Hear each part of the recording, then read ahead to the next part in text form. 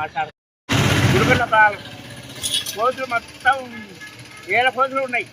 Case వేసుకున్నా బజారమ్మడి తిరుగుతున్నా. ఇప్పుడు అయ్యో పంచాయతీ సిబ్బందిని కోతులు ఊళ్ళో మొత్తం 100 కోతులు ఉన్నాయి. దానికోసం వేసి వేసుకున్నా.